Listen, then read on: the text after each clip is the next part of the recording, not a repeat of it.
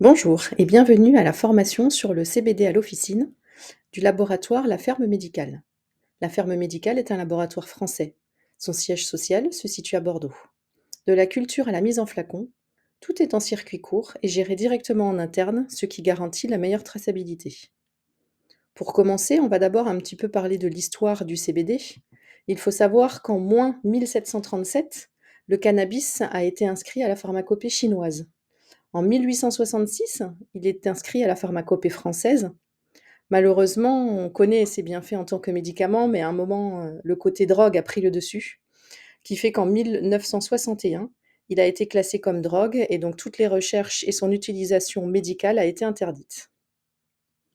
Un chercheur aux États-Unis a quand même continué ses études et a découvert en 1998 le système endocannabinoïde. Alors ce système endocannabinoïde, qu'est-ce que c'est? Il faut savoir qu'il est semblable au système circulatoire, au système immunitaire.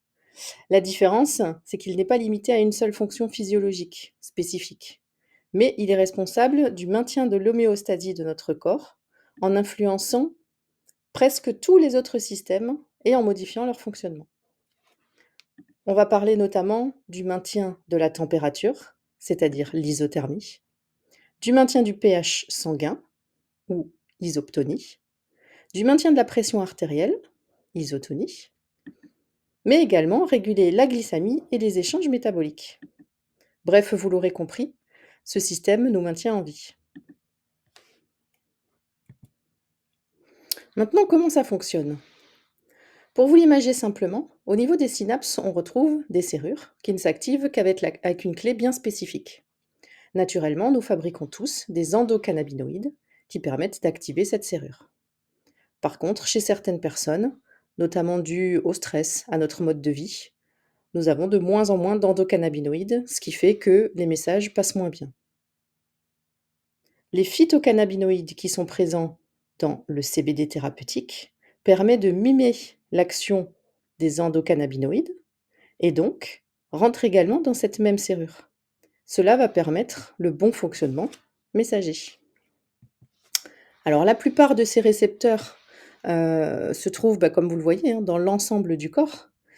On en retrouve principalement 2 qui sont les plus étudiés, le CB1 et le CB2.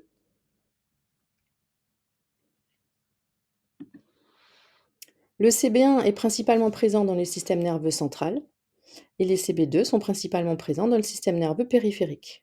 Mais vous voyez qu'on en retrouve dans le corps entier. Ils vont influencer notamment le sommeil et quand je vous dis sommeil, on parle aussi bien d'un trouble d'endormissement, de réveil nocturne, les 2, ou d'un sommeil qui n'est pas forcément réparateur. On va aussi avoir une influence sur tout ce qui est problème de nausées, alors soit lié à une chimiothérapie, des nausées de mal du transport par exemple. On agit également sur l'équilibre nerveux, sur l'équilibre métabolique et énergétique, sur la gestion de la température. Alors température, ça va être, plus principalement tout ce qui va être problème de bouffée de chaleur, chez la femme ménopausée. D'accord? On va permettre de, rééquilibrer, du coup de réguler. L'avantage, c'est qu'il y a une action immédiate. Donc en attendant que d'autres compléments alimentaires prennent le dessus, on peut utiliser également le CBD. Bien évidemment dans la gestion de la douleur, qu'elle soit chronique ou aiguë, sans accoutumance et sans nécessité d'augmenter les doses au fur et à mesure. On va aussi pouvoir l'utiliser dans tout ce qui est trouble de la mémoire. On pense notamment à la prévention de la maladie d'Alzheimer et également dans la gestion de l'appétit. Alors quand on parle de l'appétit, c'est aussi bien je mange trop ou je n'ai pas d'appétit, j'aimerais quelque chose pour manger plus. D'accord? Donc toutes ces informations sont pour vous, pour mieux comprendre le fonctionnement, le mécanisme d'action. Maintenant, comment j'en parle au comptoir? Donc voici une proposition. Heu, Moi je vous propose de trouver, votre propre formulation, mais en tout cas le but, c'est de vous accompagner le mieux possible dans la délivrance au comptoir. Donc le CBD va optimiser le fonctionnement de l'organisme et améliorer la qualité de vie de manière naturelle et efficace. Maintenant, comprendre le produit. Donc pour information, le CBD, c'est une appellation qui est erronée, parce que le CBD, c'est le nom d'une seule molécule. À la base, on utilise du chanvre. Ce chanvre, il en existe plein de sortes différentes. Là, celle qui a été sélectionnée pour son action thérapeutique, c'est le Cannabis sativa sativa.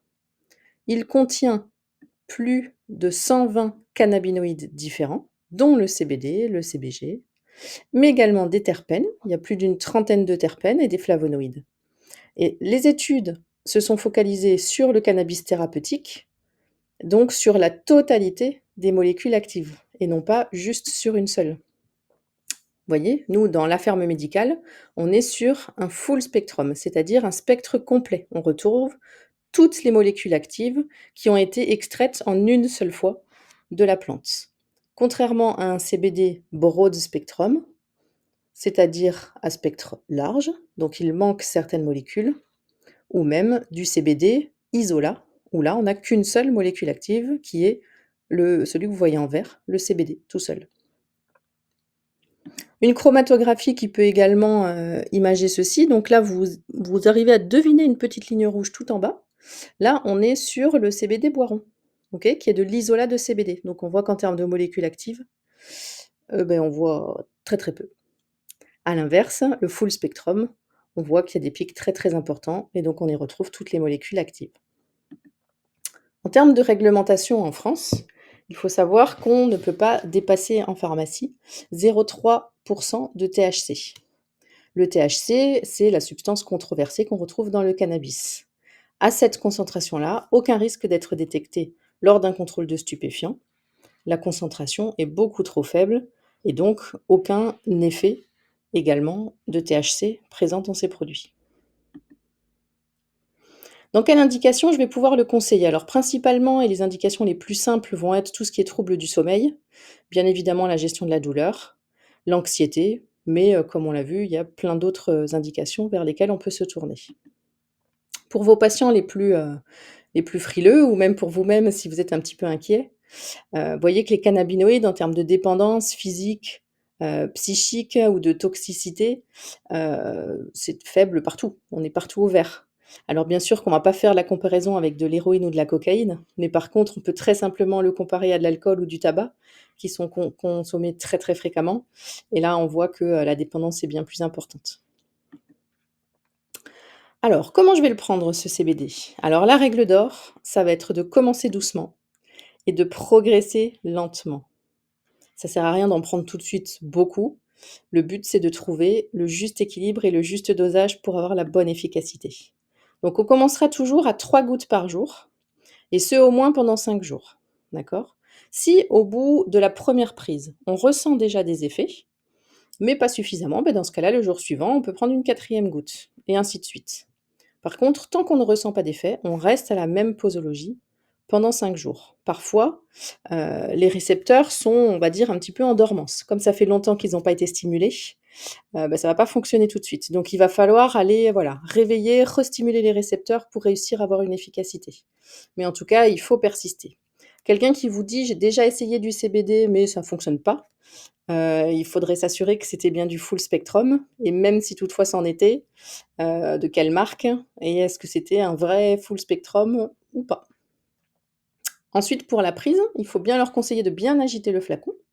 On place les gouttes directement sous la langue. On attend 30 secondes avant de les avaler.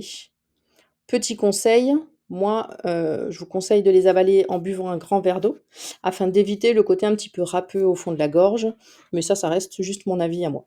Maintenant, pour les personnes qui sont très réfractaires au goût, ils ont toujours la possibilité de le mettre sur un comprimé neutre, par exemple, ou sur un petit morceau de sucre, et le laisser fondre sous la langue.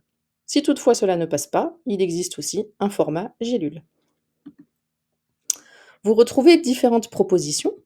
Le premier est Sérénité, qui va associer du CBD dosé à 250 mg avec de la passiflore. C'est le dosage présent dans l'ensemble du flacon, 250 mg. Ensuite, on va retrouver le Nuit, qui associe 500 mg de CBD à de la valériane pour le côté apaisant. Donc les plantes ont été rajoutées pour pouvoir mettre ces allégations sur les flacons. Sinon, ça ne serait pas possible. Ensuite, on retrouve l'apaisante qui va associer 750 mg de CBD au cassis. Et enfin, l'absolu, 1000 mg de CBD, qui va être plus pour les initiés ou les personnes qui ont déjà l'habitude d'en consommer et qui connaissent le dosage efficace. Alors, les allégations sont présentes sur les flacons pour vous faciliter le conseil. Si toutefois un patient, je vous donne un exemple, hein, qui a beaucoup de douleur et qui aurait du coup besoin, d'acheter l'apaisante, mais refuse de l'acheter par rapport au prix, parce qu'il n'est pas forcément convaincu de l'efficacité, il est un petit peu, réfractaire, ne vous bloquez pas à ça. Il peut très bien prendre le flacon Sérénité, OK? Donc le premier que vous voyez ici, le plus clair, qui va être un dosage certes plus faible, hein, parce qu'on est à 250 milligrammes au lieu de 750, mais après c'est mathématique, OK? C'est un dosage qui est 3 fois plus petit. La seule chose c'est qu'il faudra qu'il prenne plus de gouttes. L'avantage, c'est que ça lui permettra de constater à quel point c'est efficace et après il reviendra vous voir en vous remerciant et en vous demandant, le flacon apaisante parce qu'il sera convaincu de l'efficacité. Il existe encore un autre produit qui est l'huile de massage. L'huile de massage a pour vertu d'être antioxydante. On peut l'utiliser sur un bouton d'acné, pour son effet bien-être, pour de l'arthrite, de l'arthrose. Pareil, on agite bien le flacon et 2 pressions suffisent largement pour être utilisées sur les genoux.